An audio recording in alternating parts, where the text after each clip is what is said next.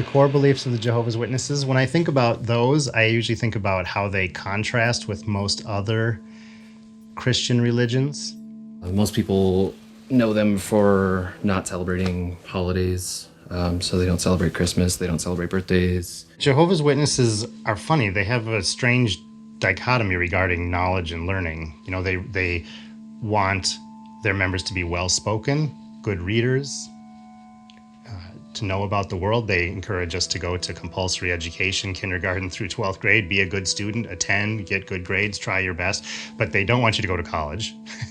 And they expect you to read all their literature that they publish, which is there's just a lot of stuff that comes out of the Watchtower factories all the time that they want you to read. They're well known for their preaching ministry. That's a huge part of it. They believe it's their job to do that as part of their responsibility during the end of the world. And they think that any moment now, God is going to destroy the world, not the physical world, but human culture, basically, and murder most of the people, about 99% of them. They believed that the world was going to end and that they were going to be the ones signaling the end of the world as we know it. Most Christian religions think when you die, you go to heaven. And then a lot also believe that if you're bad, you go to hell or possibly purgatory. Witnesses believe when you die, you're just in a state of non-existence, and that humans are supposed to live here on Earth forever. You're under the microscope more as a witness woman. Women are in that particular cult essentially there to be supportive to the men. You don't have an identity. Work hard, sharing divine teaching right in their own local territory. One of such families is the Zimmerman family. And we'd like to talk with them for a few moments. Young James Zimmerman also, at the age of 16, your son became a regular pioneer, and at the age of 17, while still 17, he became a ministerial servant. So let's speak with him for a moment. Young brother James, how do you feel about your parents' conscientious efforts to instill in you a love for Jehovah and his standards? Well, I really appreciate being able to be taught by Jehovah through such a faithful family of parents and grandparents and uncles and aunts, because their fine example makes it easier for me to serve Jehovah, and also it gives me a greater incentive to set meaningful spiritual goals for myself. So I'm really proud to belong to such a spiritual family. Thank you for being taught by Jehovah. The funny thing about the witnesses that were associated with Nuclear Gopher is that a lot of them were really good witnesses. So even though other witnesses didn't always like it, those people are spending too much time writing and recording music, and they're devoting too much time to their craft of playing guitar and playing at local gigs.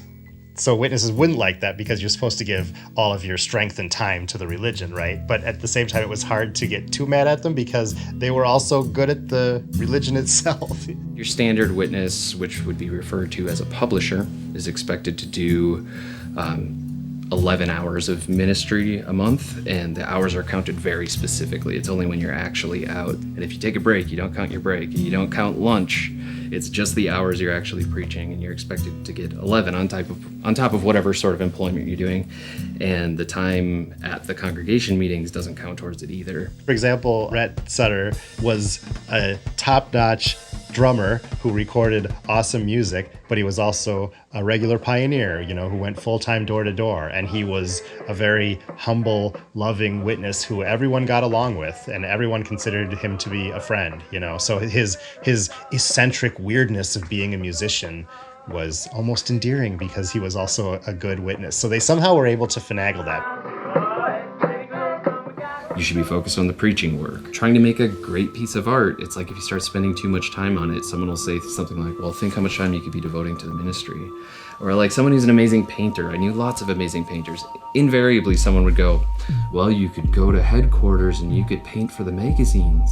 And it's like, no, I'm painting a picture of my ex-girlfriend, like dead in a grave, this really meaningful piece of art to them. And the people, all they could think was like, well, you could be painting pictures of people preaching and it would be the same thing. And it was always frowned upon to do anything bigger. Usually your artist types, you might be a little weirder than your average, super down the line witness kid. And people are threatened by that, and the sort of music you make, people get real upset about. Like, I've been at witness graduation parties where like a witness band is playing and they're like playing some REM song, and the dad like took an axe and chopped the power cord because he was offended by the way the guy who was singing was dancing, and he like unplugged all the guitars and kicked him out of the party because of the way the guy was dancing. And it wasn't anything, like he was just like singing a song, but the dad got so upset. Like stuff like that is like totally par for the course. My older brother Rhett and myself, my younger brother Reed, grew up going to my mom's band practices. When I was in kindergarten, Rhett and I started trying to make our own music. We formed our band, we called it the Lavone in 1986. I was 12, 13, whatever. We recorded our first album, Psychotrauma.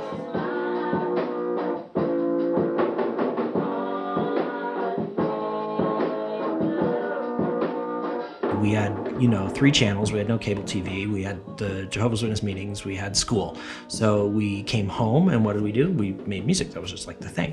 Hi, I'm Rhett Sutter, and I'm doing a demonstration tape on the modern audio equipment that our studio has, just in case you want to come and record in our modern studio. So when I was 12, I got a paper route, and I started to use that money. I bought myself a guitar and an amp. We bought some synthesizers. We had a Moog Opus 3, and we had an Oberheim, which is worth like $1 gazillion now, but at the time we got it for a couple $100.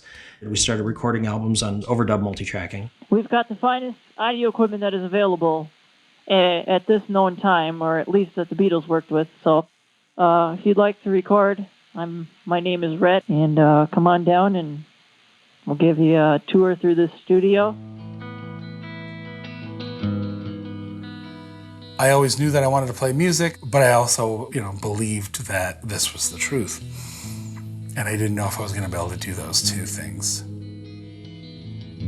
I always wanted to play, dinked around a little bit on guitar, but I didn't have anybody else who was remotely interested in listening to or playing music as much as I was. This guy, Ryan, moves into our congregation, and he says, "Oh yeah, I've been in a band with my brother for years, since we were like 10 years old or something." And I'm just like very fascinated with that. Like, really? He goes, "Oh yeah, there's like a group of us. We have our own label and everything." And I was like, what? A multi-track recording studio with a 4-track has to have a name. I was cleaning my room one day, I found a piece of paper, and I had written on the piece of paper, in the middle of the night, while asleep, I had written The Gay Laughter of Nuclear Gophers. And I don't know why I wrote that down. The Gay Laughter of Nuclear Gophers, what the hell?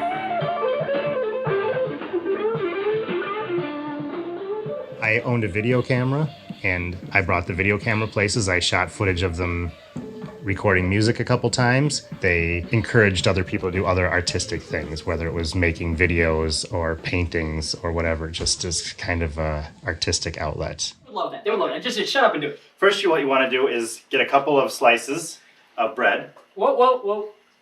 I'm not familiar with this. What's this stuff? You are selected to come to my party.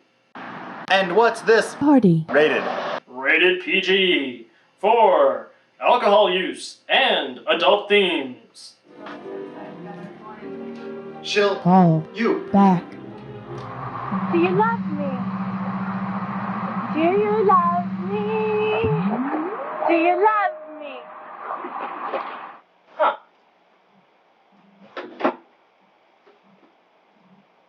What an interesting ball.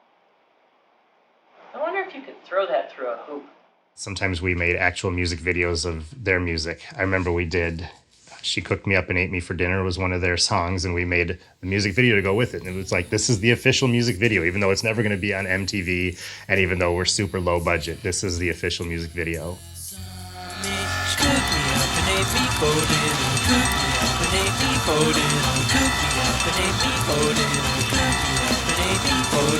Glances slowly, glances coolly, gets me spooky, calls me bookie. She cooked me up and ate me for dinner, cooked me up and ate me for dinner, cooked me up and ate me for dinner, cooked me up and ate me for dinner, up and ate me for dinner, cooked me up and ate me for dinner, cooked me up and ate me for dinner, cooked me up and ate me for dinner. Sudden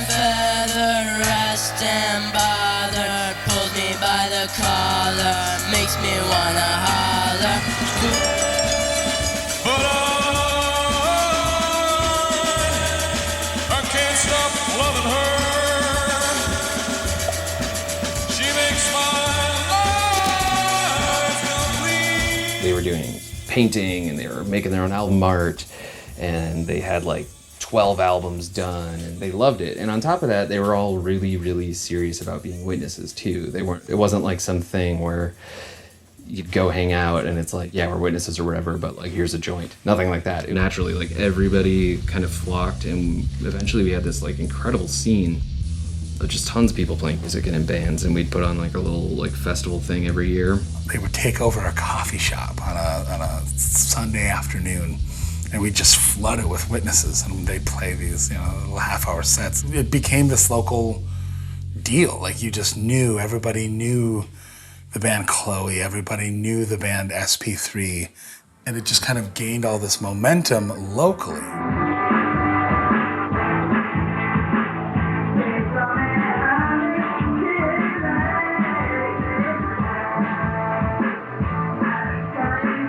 Josh, who decided that he wanted to do a music festival of his own. His property that he lived on was called October Ridge, so he started inviting all these witness bands, and he didn't tell me till many years later that it was because of Nuclear Gopher that he was like, oh, we can do that? Okay, I'm gonna do a music festival. And so a lot of the Nuclear Gopher bands were playing at October Ridge.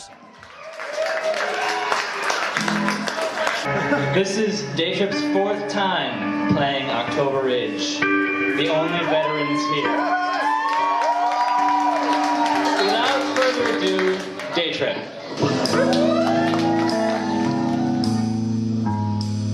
They would have like 200-300 kids, and we'd be at a big old pole shed, set up a stage on a really long flatbed trailer, and get a PA and wire it up and just have a bunch of kids, from all over the Twin Cities area, playing their songs, and you liked the legit music festival. It had like 10 bands.